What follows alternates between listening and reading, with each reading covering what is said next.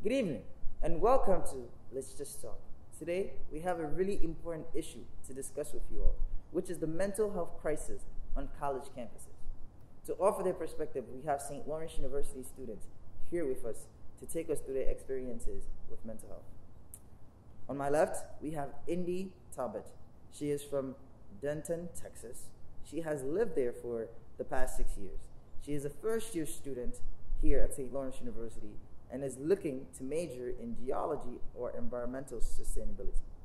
She is part of the First Year Council and the senator on the Talmudian Society Wellness Committee.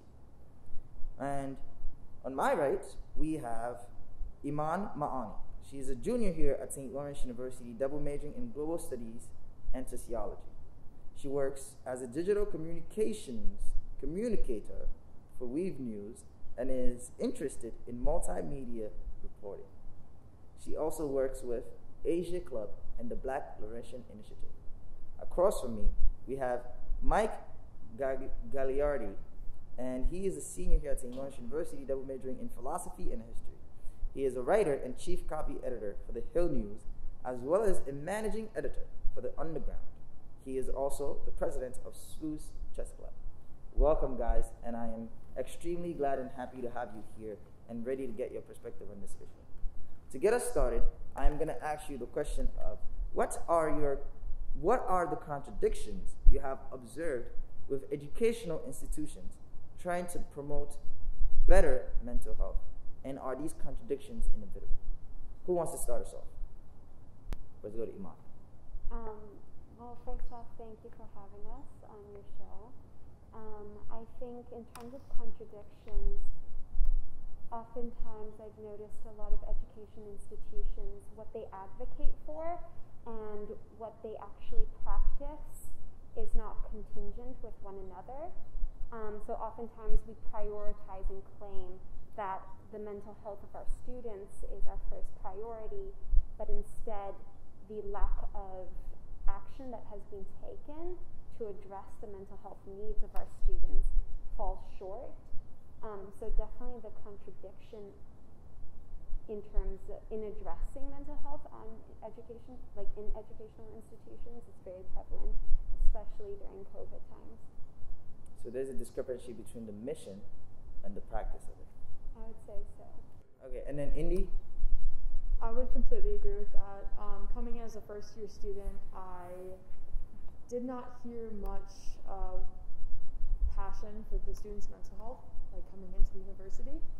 I know in November there was an article published on the website that was titled "It's Okay to Ask for Help," and I didn't even see that until I started looking into St. Lawrence's mental health. I didn't know that it was there. I didn't know that it was a conversation that had started at the school.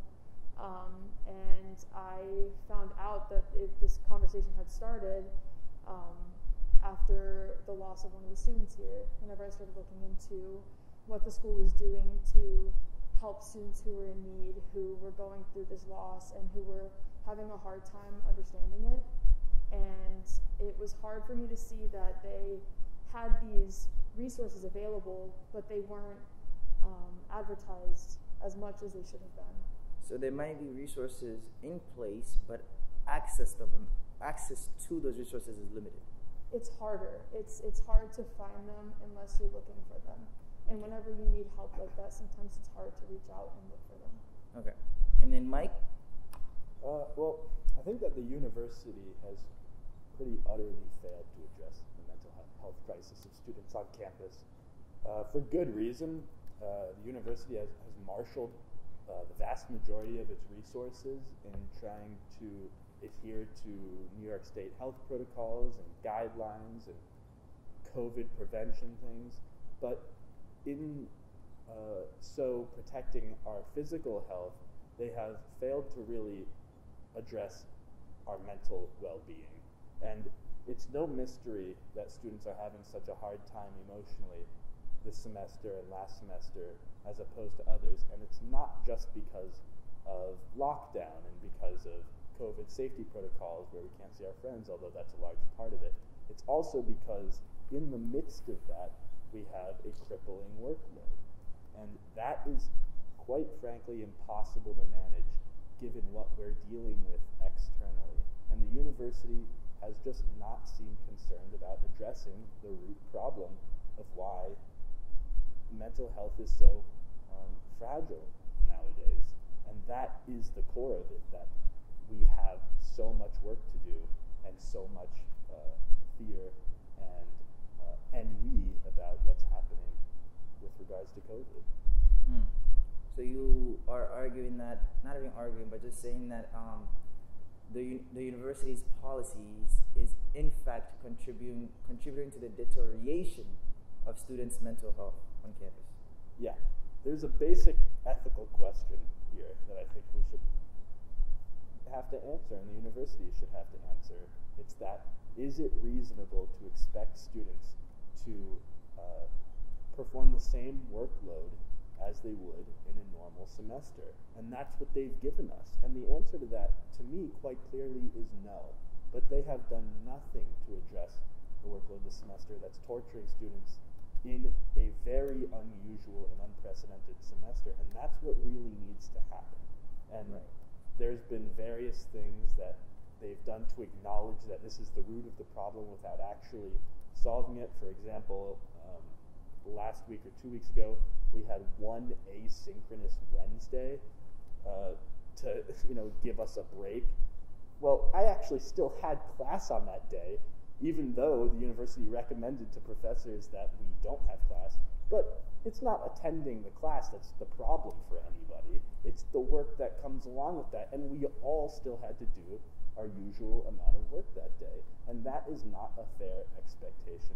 I think if I could say one thing to the university, it's that if you really want to help students, give us less work. Right. And so could the two of you speak to your experiences with the workload in the classroom? I know you're a first year, so this might be your first experience in the classroom through Zoom University, but you have been here the past 2 years. Could you speak to what Mike is talking about in your personal classes?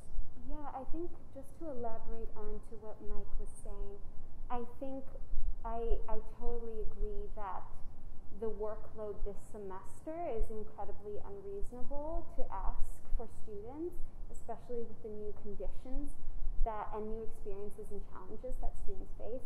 At the same time, it kind of presupposes that what we had before was okay, and that was not okay.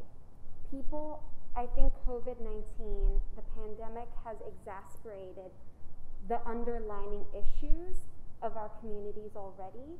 So even though addressing the workload right now, that would be an immediate solution to maybe some immediate concerns and pressures of students, but it's not enough. I would advocate that our school and our institutions have to go far beyond than just easing the workload. It's also the culture of what learning is in itself. What about you?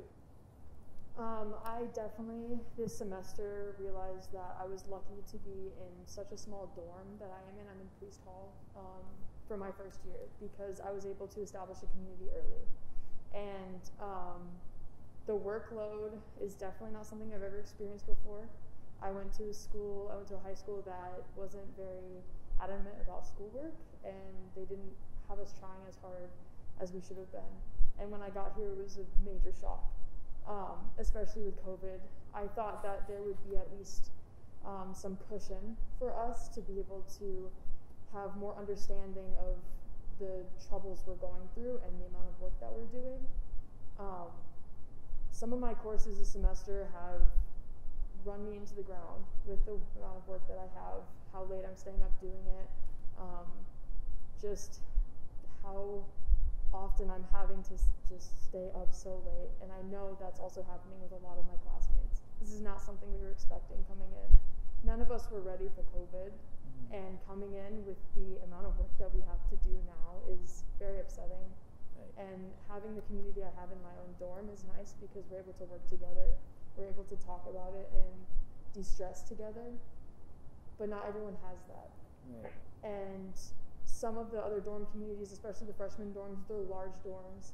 There's not like as much a community as the smaller ones have, and they don't have as many people to talk to.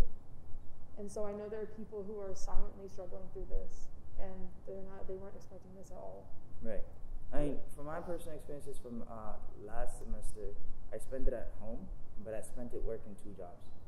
So I would be at work on my laptop on Zoom while in class while I'm working, and whenever my boss will come around, I'll close the laptop real quick, and then rejoin Zoom again.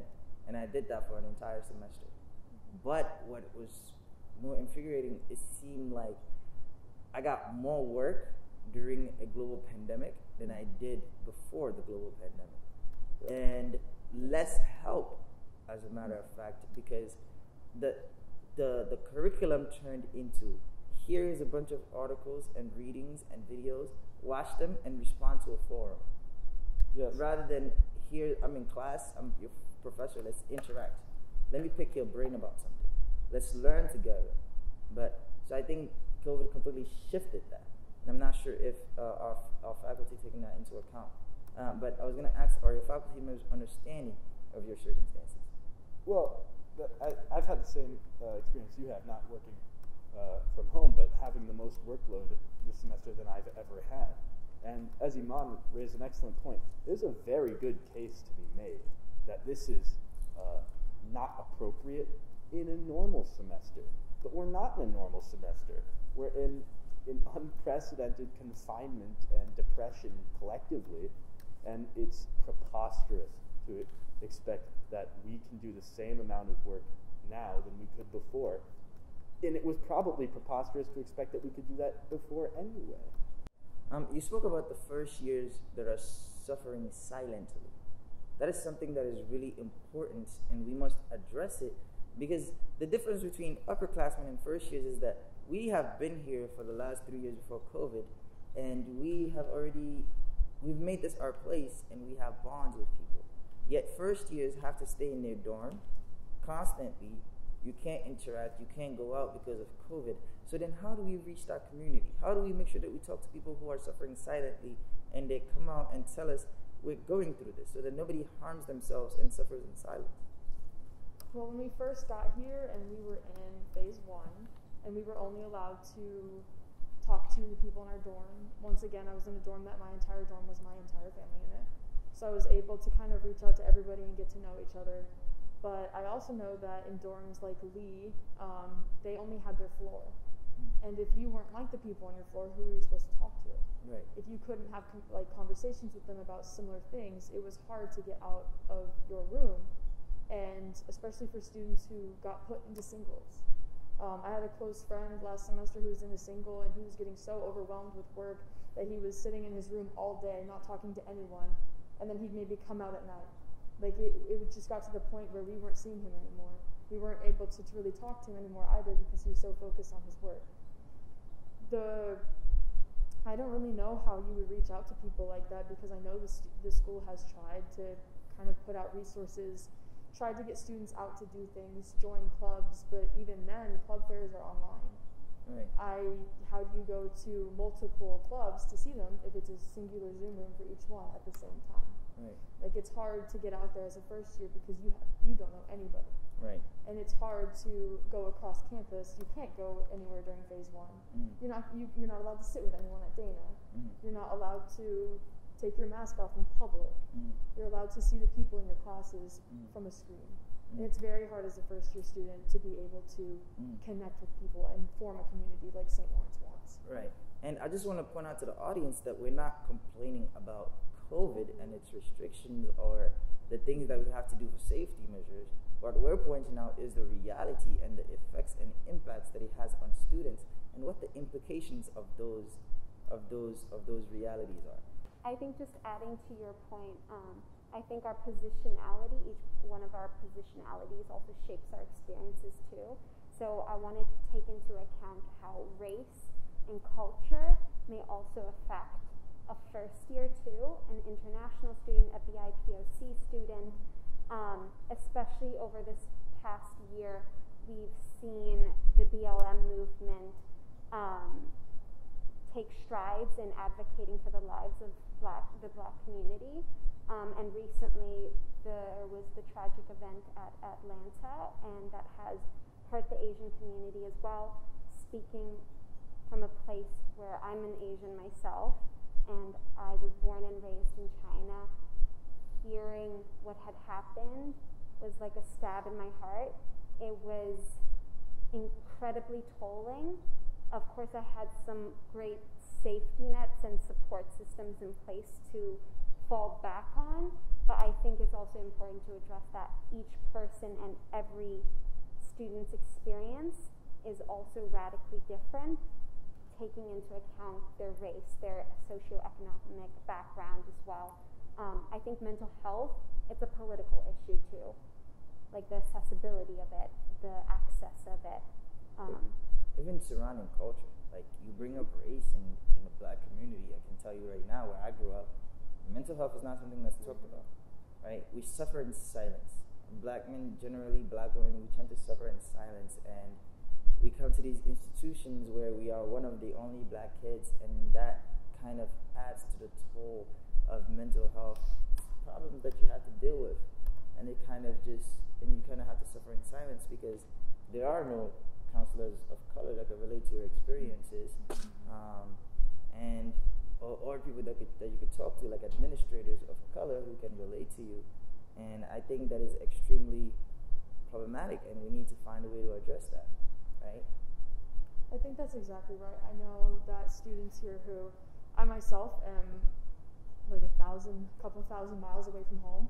I didn't get to go home over break, and I had to live with my roommate on Long Island. And it was very hard not to go home. And I know all of the international students who may not even get to go home this summer are having a very hard time with that. And there isn't a very large support system from the school. I've noticed that it's more of a support system from other students helping students and reaching out to each other. It's not so much from what I've seen this school. And I know kind of like what you said about there's the LGBTQ students here who are first years have not been able to make connections with other LGBTQ students. And I know students right now who maybe didn't find the right roommate the first time are now struggling and worrying about what they're going to do next year, how they're going to find someone in their community who they can room with, or if they're just going to have to be put into a single and again suffer in silence. Yeah, I completely agree with what both of you said. The university really seems only able to generate feelings of lachrymose and crocodile tears for our situation here, but they're offering nothing material to help us. And like I said, circling back to the question you asked me about professors, I can only speak anecdotally, and I love all my professors and as people and as professors, but there's not a lot of help coming from them either. And yet they seem to take it upon themselves to give themselves a break. I have done hundreds of assignments this semester, and I think I've gotten a grade back on like 12 of them or something like that. And the feedback is just not incredibly instructive. I mean, professors are seeming to be okay with having incredibly disorganized asynchronous classes often and being a little bit disheveled in themselves, but then are expecting the same things of us as any other semester, and it just doesn't really seem fair. And there doesn't seem to be support materially either from the administration or from the faculty. I'm sure other students have different experiences than I do, but these things compound and they're very troubling, and it's just profoundly difficult to complete a semester as though it's any other semester in terms of workload, and it's not, and it shouldn't be. I think I'm going to add to that as well. I think there is a level of responsibility professors do hold in terms of the workload that they put on their students. At the same time, I would like to take even a bigger step back and acknowledge the administration, and not just this like professors too, because I think we tend to also dehumanize our professors when I'm sure they're struggling as well. So I think instead of, again, it draws into the question, who do we hold accountable to address this issue? And so I think it's the higher administration. It's not just the professors, because sometimes the professors' hands are tied themselves. Of course, that being said, there's a lot more that professors can do. They can add pressure. They can communicate the needs of their students. I've been lucky enough to have some amazing professors who have supported me throughout the semester, and so I think that also plays a role in the way I'm responding. But I do think like there is a danger in turning our attention solely on professors and the workload they give. It's a bigger issue. It's the culture that we create on this campus, what we prioritize. Like, it's not the well-being of students. Can I add on to that really quick? Yep. I think that my most supportive professors this semester and last semester were my FYP, FYS professors. And I also know kind of what you said about administration. That is such a program that is advertised for students coming in. And so I think they put so much work into it. And my professors this semester and last semester supported me through everything. They were checking in on me. Even like my FYP, they made us do like a sleep survey to see if we were sleeping enough, because we weren't. And but all of my other professors seem to not really care if I don't attend a class and don't send an email, or they don't tend to care if a student hasn't been in class for a while, and even when I check in on them, they're not responding. Right. Yeah, and yeah, exactly. And I also have amazing professors that are very supportive if reached out to. And this isn't their fault per se, but they seem to have a level of leniency in the work they do for us that we don't have in the work we do for them. It seems we're held to different standards. And again, that's not always their fault. And when reached out to, the professors I have are very supportive and understanding. But there has to be a commitment from the administration to ease the burdens on students now. Last month, I mean, it was remarkable when Haji Bradley sent out an email to us and said that if you want to know what self-care looks like, look at my credit card bill. Besides from the obvious tone deafness of that, it's just like there's nothing to ease the burden that we're going through. And the burden is caused from work, not just from COVID health protocols. And today, Haji just sent out a risible email saying that while he understands the stress we're going through, one thing we can do is A, to destigmatize mental health, that's just a platitude, and B, to take 12 hours to be offline and do something we enjoy. Sir, I have a 15-page paper due next week. I don't have time to spend 12 hours offline. I'd like to do that, but I can't. And that's the core of the problem that's just somehow being missed by the entirety of the administration. It's mind-boggling, and it's actually quite offensive to students. I think you're exactly right. That irked me in a way, because I have never had to work this hard in school before. And the amount of time that I'm putting into this is more than I ever thought I would be doing. 64% of students who leave university or colleges leave because of mental health related issues. They leave because they can't take the amount of work they're having. They can't make a community or form relationships, and then after that, they don't reach out to somebody.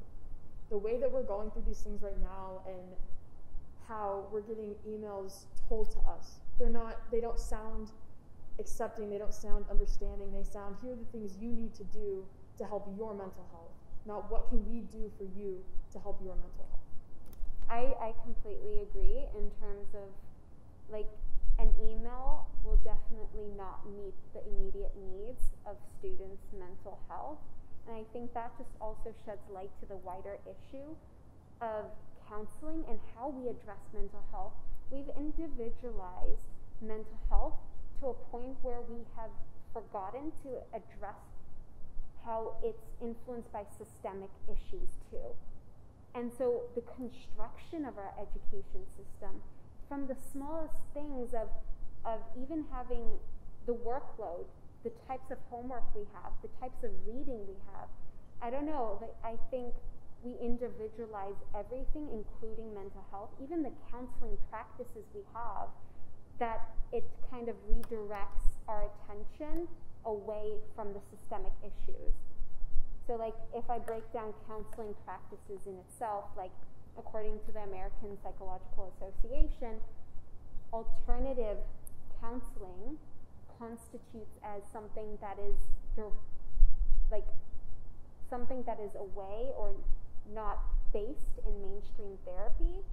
And some examples include yoga.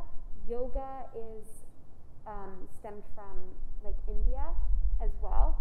And so there are certain types of counseling approaches that we kind of avoid and not even utilize on our campus because, again, we individualize the types of counseling practices we have, and it's often a reflection of the hegemonic powers that are in place today too. And so I think, like, in terms of the email, that's just an example of how we individualize mental health. Mental health is a political issue. Like, it's a systemic issue. Right, and I think also in that same email, Heiji introduced it by saying that, sorry, I haven't done my job by reaching out to the student body and keeping you updated. I've just been having problems focusing and been suffering from this mental health crisis as well, and that's totally understandable, and I empathize with him. But that's the same thing that I was trying to reiterate, is that the administration can be lax in their workload. The professors can be lax in their workload, but the students cannot be, and that is a shame.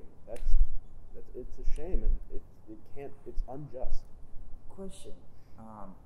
So in terms of productivity and turning us into these well-educated intellectual college students who are going to change the world, because the world is a complex place and difficult place and it's a stressful place, do you all feel like it is part of the process of turning us into these high-functioning individuals who are going to deal with a stressful world? Do you feel like it's all this extra workload, all this extra stress is part of the process of building us and building us up to deal with this stressful world? What do you think about that perspective of, like, yeah, we're giving you a lot of work, but it's necessary to turn you into someone that is going to be able to deal with the world as it is? Because the world is not going to give you a break. The world is not going to take mental health days. Like, the world is not going to think about how you're feeling on a certain day. It is just going to keep coming and coming at you. So how do we react to that, or how do we respond to that? I think that with this semester especially, yes, we don't get a break in real life, but like you're saying, they're helping us grow into the people we're going to be. They're helping us before we go into the real world. If it was a normal semester, we'd have a spring break. If it was a normal semester, we'd be able to, like, just have a time where we don't have to think about any work at all. But right now, we're going from beginning to end with no break, and we're struggling through it. And I don't think it's them preparing us. I think it's them having to think of so many things at once that they're kind of having to let go of other things. They're working so hard on our safety with COVID. And I appreciate it, because I have friends at bigger schools who have had COVID, or all of my friends have had COVID at home, because they're at these colleges that don't care about their safety. Right. So it's like the thing that they're willing to compromise in these situations is our mental well-being. I don't even know if it's compromise. Right. I know it's hard for them to juggle everything at once. Right. But I think along with COVID, this is just some baggage that comes with COVID. Right. And we need to address it just like the same way we'd address the physical well-being part of the issue. Okay. I think it's, like, you draw a really important question. I think it's a culture. Again, like, it's so insidious, this culture of putting our mental health secondary, that we don't even address it. It becomes natural. It's a natural process for our institution to not even give it a second thought. And when they do give it a second thought, they're not even really, as you kind of just re-echoing what you guys said, it's not meeting our needs. And it's funny because, like, as I'm hearing these experiences, I think my positionality also plays a huge role into the way I normalize the stress levels that I experience myself. Like, I was born and raised in China, so the education system I went through and I was used to seeing in my immediate surrounding was 7:40 classes in the morning to 9 p.m. Monday to Saturday, after you get off class after 9 p.m., you have homework. And that's Monday to Saturday. And so I find it interesting because now coming to the U.S., coming to SLU, like it's definitely, there's a lot of stresses and pressures that I experience, and being away from family for 2 years as well, like that definitely adds a level of pressure. But it's funny how at least I'm speaking for myself, how I've normalized that workload, that stress level. Right. And I think it's this culture that we have not just fostered in the U.S., but globally as well. Like we focus and prioritize the constant accumulation of wealth. What does it mean to be successful? Like it's funny, like why can't we redefine success? Why can't we redefine what work even looks like? And so I think, again, when it comes to pointing fingers of like, where do we even start? Who do we even address? Do we turn to Heiji? Do we turn to our professors? Like that's such a big question because it's so insidious in every aspect of our life. Right, but I think one of the places that is easy to deal with is in the way in which individuals within systems interact with others that are existing in that system. Like in our institution, for example, there are administrators who are frankly horrible at talking to students when it comes to dealing with like issues that are problematic to students and can frankly exacerbate their mental health crisis. And I have my own experience where I had to deal with certain administrators that did not know how to talk to me and that said things that contributed to the way in which I felt even more alienated on this campus. So then the question for me is, yes, that there's a larger question of the system itself, but we can't answer that in an hour-long question. But we can answer the question of how do we hold administrators accountable when they're mistreating students, they're not talking to students right, they're disrespectful, and they're doing things that are directly contributing to the deterioration of a student's mental health. Can I add on to this? Yeah. I have one friend and myself who went through something last semester and this semester with another student, and it had to deal with sexual harassment, assault, and stalking. Right. And through the process that the school goes through with Title IX and through the interview process and hearing both sides and everything, there were times where I was in the dark for it for a month. I didn't know what was happening with the other student. I didn't know if the other student I was going to run into them somewhere. My friend didn't know if they were going to run into another student somewhere else, or if the student was going to be moved out of our dorm. And through all that time, no one ever reached out and asked either of us if we needed help, wanted counseling, if we needed to talk to somebody about what happened. And for that entire time, we were waiting. We didn't know what was coming next. Students go through these things all the time. And we've seen it now with all of these movements, feminist movements, that why wouldn't they ask if we needed counseling? PTSD comes, depression, anxiety, we're scared. Where is the consideration for our mental health after these things happen? It's like they get a case and they want it out of the way. There's no consideration for what we're feeling and what we need to move forward. Right. Right, I completely agree with that, and I also agree with Iman that there is that the hyper-productive life is not a good one, and it's not an ethical one in general. And we need to try to build a society that reflects that and live lives that reflect that. At the same time, there are pragmatic actions that can certainly be taken here at SLU to ameliorate the workload and therefore the mental health crisis that's ballooning on campus. One proposal I floated is canceling finals. That sounds radical, but I really don't think it is. People and professors might say, well, you can't cancel finals. Yes, you can. Why can't you? Finals are typically superfluous in a normal year. And what's the reason that we should be assigned, for me in the humanities anyway, a 10-page paper in every class at the end of the semester when we're going through all this anyway? And let's be honest, the professors are not going to read everyone's 10-page paper because they're being lax themselves. I mean, I don't think it's a radical idea to say that we should have that week to just have time to spend with our friends. For seniors, many of which we'll never see again, and to just be okay with all the enormous work we've done throughout the semester. I think finals are a weird concept in general. I don't think they're necessary, and I think at a time like this, no one's going to take them seriously anyway. It's a colossal relief off our shoulders if professors would just say, even if it's optional, if you have a low grade and you want to raise your grade with the final, then you feel free to take it. But if you're fine with your grade right now, you don't have to take it. I think that would be a wonderful idea. I can't see any reason why anyone would be opposed to that. It would help professors too. I agree. Like, I think it's a dual That is an process. interesting proposition.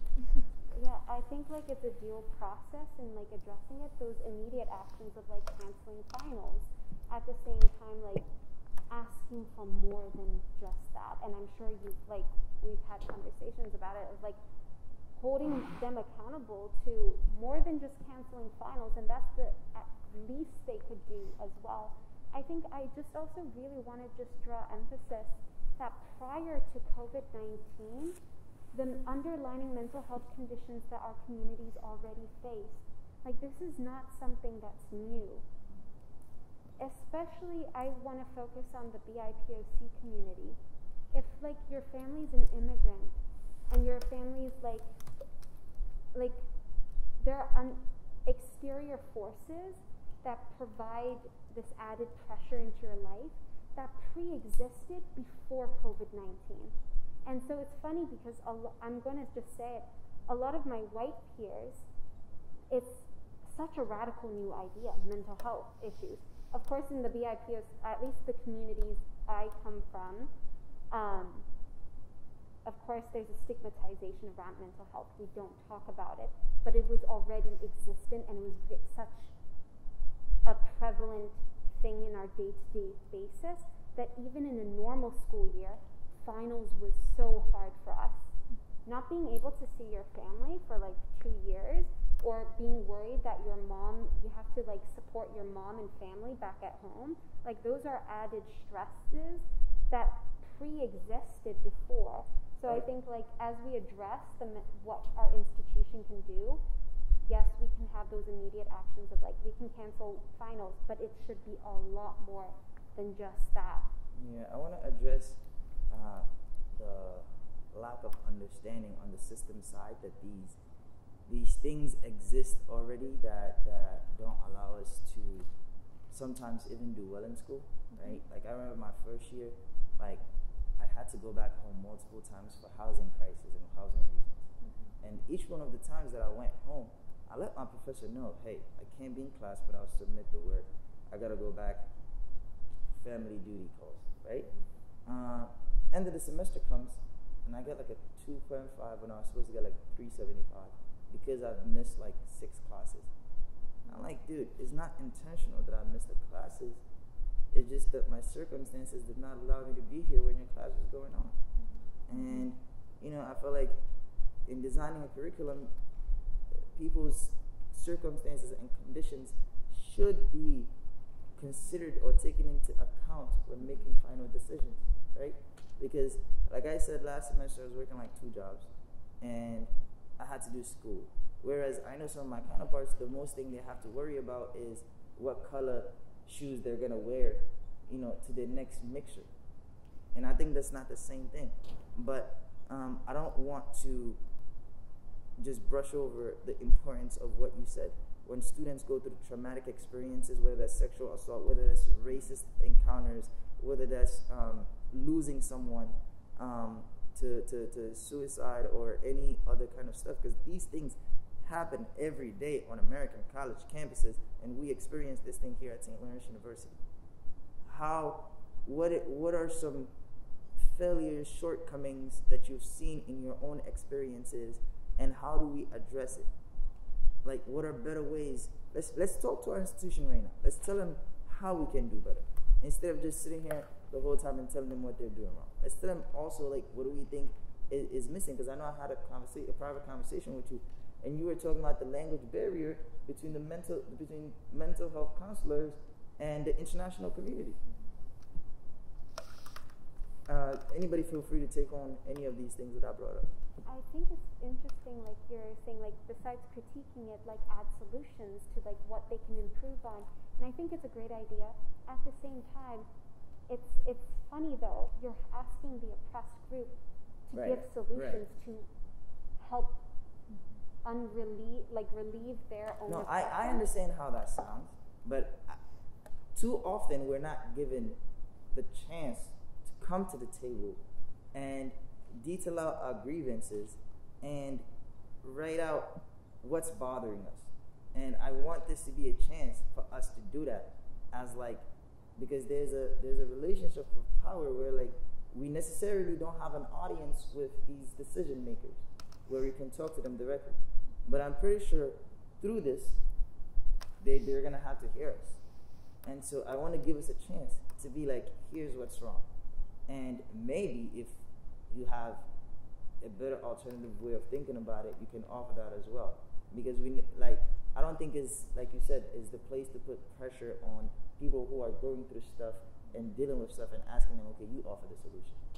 Like, that's not what I'm trying to do, and apologize if it came off that way. No. I just wanted to clarify that because we often have that tendency to, like, when it comes to, like, the BLM movement as well, like, asking the Black community, what can I do? Like, you have to center their voices, but also that responsibility of addressing racism does not fall on the shoulders of the Black community. So I think in terms of mental health as well, it's centering our voices, hearing our feedback. So I guess this is also feedback to the institution of, if you do want to learn or like how to support us, center our voices, but at the same time, this does not fall onto our shoulders necessarily. Like I'm sure we're most willing to share input, to like give advice, to share insights, brainstorm ideas, but ultimately that responsibility is not on the individual. Like it's a community matter. What is important to remember is that these issues are not simply conversations that are living in the abstract. These are real life issues, problems that students are dealing with. Some of us are grieving. Some of us are lost. Some of us are having thoughts that one should not be having at all. And so the question remains, how do we get our institutions to address us on a human level rather than a statistics number of how many students went through the system without doing something to themselves? Or how do we get them to understand that our traumas, we relive our traumas whenever we experience them again, because this campus is small, regardless of what the issue is, gender, racial, losing someone, on and on. How do we move away from like, this is the statistics, this is the numbers, this is what's going on, to like, hey, we're human. Look at us from an emotional place and put yourself in our shoes, because I think there's this saying that says, nothing human is foreign to me. As in, whatever I'm going through right now, you as a human have the possibility to go through the same thing. And so, yeah, you guys feel free to speak to that. Right. Well, I think you make a good point that these problems are not abstract. The administration here is very good at waxing poetically about mental health crises and anxiety and depression and, vague enjoinders to get help and seek a therapist, even though it's very hard to on campus right now. Can you speak to that as well, about how hard it is? Well, some of my friends had a 5-week waiting period to see a counselor. I don't know exactly what it's like now, but I know not enough money is going into that as it probably should be. And also, there's a problem, as Iman was addressing, with the system, that it's not enough to just get more counselors. We have to deal with why people are seeking out counselors. So real people on this campus are dealing with real mental health problems, and I think that if the university keeps this discussion in the abstract, as opposed to doing material things that benefit our day-to-day lives and our day-to-day mental health, real actions, then there will be real human consequences to that lack of action, and the blame will be at least partially on the administration. it's funny because I'm curious to, when they're having conversations about the mental health of students, how many students are in that conversation? How many students are on that Zoom call, in that conference call? Are our voices being centered right now? It's as simple as that. It's so insidious, like how they've prioritized. Again, oftentimes, what are they prioritizing? It even draws that question, what are they prioritizing over the well-being of our lives? And also, like, when we talk about even COVID-19 measures and how, like, despite the frustrations of certain measures that are taking place, that's not protecting our physical health either. There was this wonderful book I was reading, and it was talking about how stress, long-term stress, can cause cancer. So the effects and experiences we're having right now, this past year at our institution, that's going to have longer implications 10 years from now, 20 years from now. And so, like, again, it's hiding behind these words of we're taking care of our students, when are they really looking at the implications and the consequences of their actions? Whether it's the accessibility of counseling, the counseling approaches in itself. Right. Well, I can say that I completely agree with you. I think there needs to be an administration conversation with students. I know that there's a mental wellness CDL that works with Terra 10, and there's 3 students in that CDL.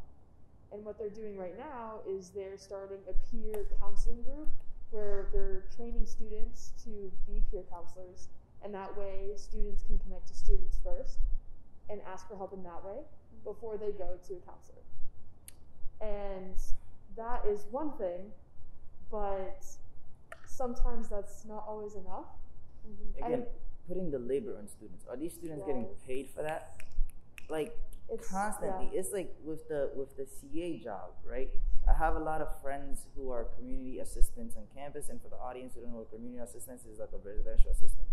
They were in the beginning of the semester, while every other student on campus could have a family unit, which is a small group of people they choose to live with or be around, can eat with, can go up with.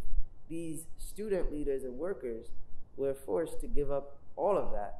They had to live by themselves in random placements where they can't see anybody, they can't eat with anybody, they can't interact with anyone as a result of their job. So basically the job is controlling your private life and your individual life, and how and how you spend your free time even.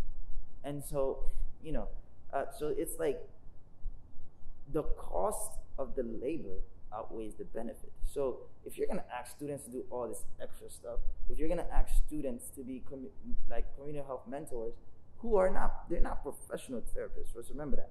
2 weeks of workshops of how to talk to somebody who is having like a mental health crisis is not a solution. And you're putting more burden on those students because they're having to hear these stories. You internalize that stuff. And then you have to then be a confidential person. Like, who do you talk to? Right? And so it's like, okay, let's talk about a monetary value, because that's what our society values. How much are you paying these students to do that? Right? Because you're doing the institution's job. But I don't know. It frustrates me when like no adult would do the work for free. But then because students care, we capitalize over there and we say, okay, volunteer. Exploitation of labor. Right. Yeah. Students care on this campus. That's that's one of the things that I've noticed. That's what makes us Laurentians. Yeah, that's exactly what makes us Laurentians, because we care for each other. No Laurentian walks alone. We're all together. And that's something that is like my favorite thing about St. Lawrence right now. Is I may be being let down by the administration, or I may be having a hard time with my classes, but Laurentians care for Laurentians. At the same time, like, I want to step in on that too. Like, I felt this overwhelming amount of love from some of the Laurentians, and they've been such a huge support system for myself. But again, like, when it comes to the Asian American community, what happened in Atlanta, it's been 3 days. I'm part of Asia Club. I haven't heard from anyone. I have not heard from a single person. like, and it's sad because I've been talking to my other Asian friends on this campus, and they're saying, I mean, we're not having the attention that, like, on this issue right now. 3 weeks from now, I bet you, Iman, no one's going to be talking about it. And it breaks my heart because it's like, wait, we're fellow Laurentians, but why are we also, who are we prioritizing? What Laurentians? I mean, and so I think it's also important to take into account what issues we do unite over and what issues that there's sometimes a lacking of energy and support too.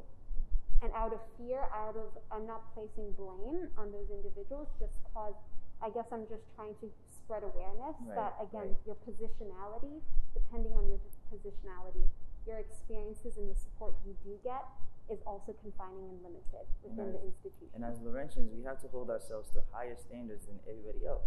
Because what you're speaking to about, okay, Atlanta happened, 2 weeks later nobody's going to be talking about it, that's not unique to St. Lawrence. That's a larger society problem. That's what black people have been dealing with for generations. Like, Charleston Church shooting happened, 2 weeks later, on to the next tragedy. 2 weeks later, on to the next tragedy. That's like a society's issue where, like, we have this apathy, or not even apathy, I don't know the word for it, but we can't seem to put a grasp on these issues in a way that, like, I don't know, they happen, we pray about them, we talk about them, we give our weeping and crying tears, and then we move on. Right. And wait for the next one to happen. Yeah, that's exactly, I think, a great point. We have this sort of collective ADHD about mass shootings, about mental health crises, about a number of things. And the problem is that the administration is a reflection of the society at large, which is really good at talking about these issues, which is really good at sending condolences or thoughts and prayers, which is really good about just emoting empathy, but is not good at taking action to prevent these things from occurring.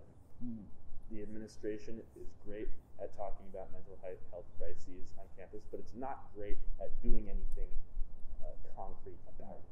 And Iman, would you say that it is important for student groups like the Black Laurentian Initiative to take it upon themselves to partner with departments across campus to make sure that this is something that is at the forefront of our administrators' minds, and that, you know, like, to kind of make it part of their work, like these advocacy groups on campus, so that, like, we're partnering and we're at the table centering our own voices. Yeah, no, I completely agree in terms of collaboration, of whether it's with Asia Club or with the Black Laurentian Initiative. We're all experiencing the effects of white supremacy. And so when we come together, when we support one another, yes, it makes us feel like we're being heard, that our lives matter. At the same time, again, the question of should we or should we not do that, I think I'm trying to call attention to the wider community who isn't part of these organizations. Like, again, it's frustrating to see that the issues of the IPOC addressing those issues always have to fall into the hands of the IPOC.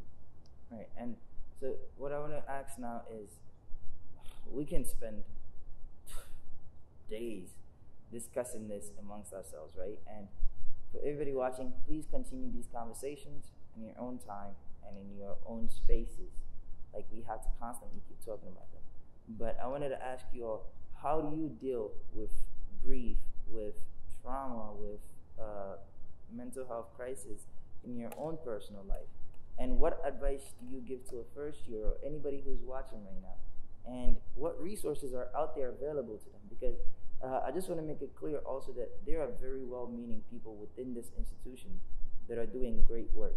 And that a lot of them are also, this is their first time going through a global pandemic and dealing with something like this, right? What we're doing here is pointing to the shortcomings so that we can do better as a community, right? It's not necessarily just, oh, these are a bunch of criticisms. I don't want y'all to take it that way. And I know I've went through my fair share of trauma. Like, my sophomore year, I lost 4 different people. And if it wasn't for some of the people like Sharon and Megan reaching out to me constantly, I don't know what would have happened that year. So we're gonna go in a circle and then close up. Personally, I have also gone through my fair share of trauma. A few years ago, I had to be brave and ask for help. I understand how hard it can be to ask for help. But sometimes in order to help yourself, you have to ask for help. And I see my friends now on this campus who are having a hard time asking for help. But it's something that mental health is something that needs to be destigmatized, because if we don't ask for help and we don't have these honest conversations, we aren't going to be able to move on from this. We aren't going to be able to have change, and we aren't going to be able to be happy with the way that we work with things. There are many resources at this campus. There's single therapy, there's group counseling. You can go onto the website, you can look at it, you can email anyone and ask for help, but it's definitely something that you should do if you need it. That's great. As for myself, I'm very lucky to have a lot of friends who are loving and very supportive, as well as a very loving and supportive family.